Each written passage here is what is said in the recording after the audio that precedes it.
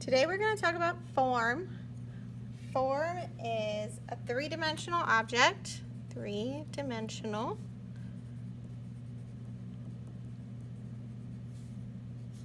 object that has height, width, length, that creates volume. So we're talking about form. Form. So if you are choosing to follow me, what we are going to do is do a watermelon slice. Ooh, I'll leave that right there. So start off with a simple shape, and the first shape is going to be two sides to a triangle. Then we're going to connect these by a slight smiley face. A slight smile. So there's our watermelon. Now this right now is just a shape. I used lines, 3 lines, connected them to make this shape. Then, to make it look like a form, we are going to add a side to it. This angle here will be the same angle here. Okay? Then we're going to connect these ends, just a straight line. And now you have a form. So there's a front and a side, makes it seem like there is volume. Now this is going to be a watermelon, so I'm going to copy this smiley face, the smile, right above, and then I'm going to copy this angle right there. Okay? There is our watermelon. Then I'm going to add some seeds. Now, when we talk about art, it's important to symbolically start including reasons why you do things. So I'm going to have 3 seeds. And the average person might not think anything about the fact that there's 3 seeds, but symbolically that represents my 3 children. You need to add however many seeds you think is necessary to symbolically represent something about you. So there is the start to my watermelon. Now I'm going to take, now I'm going to color it in. Oh wait, back that up.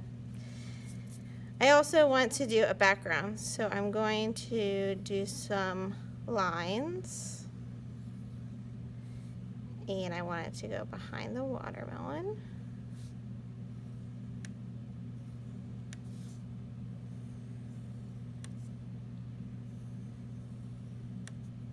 That looks a little funky. Remember, we use erasers for a reason. There we go. All right. So now I'm going to color it. So when you color, I'm going to make the watermelon red and the rind of it green. But I want to show you a little trick. So do a nice smooth layer of red on your watermelon. I'm going to make the seeds black eventually. So remember, if you're still having trouble with your scribbling, we don't do this. Make it nice and controlled application here. I'm barely moving my fingers. You overlap the drawing marks. So I think in any normal situation this would be fine. Okay, it's not too scribbly. It's a medium pressure.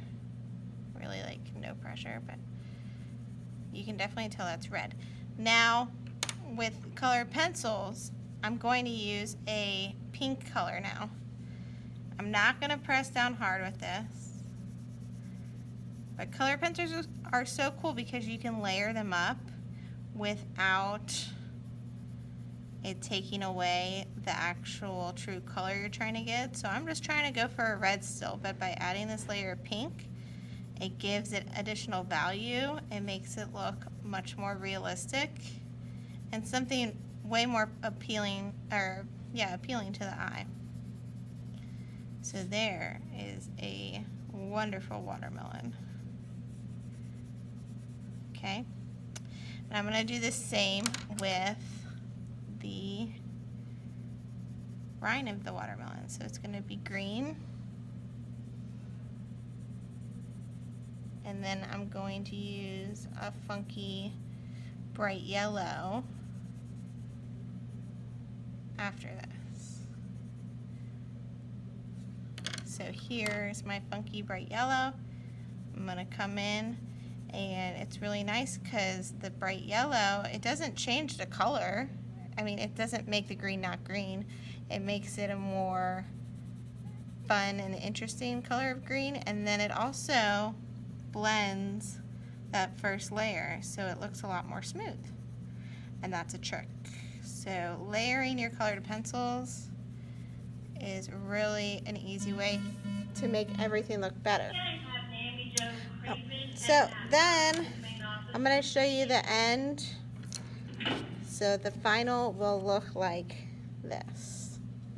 Okay, so for the background I did green, and then I did a turquoise color on top of it. Okay, green, and then this more turquoisey color. It looks really cool. And then I used the yellow for these stripes. And then the last thing I did was black, and I outlined it, and I added an extra line in between there. But this is my Form artist trading card, Form. And Form is due today.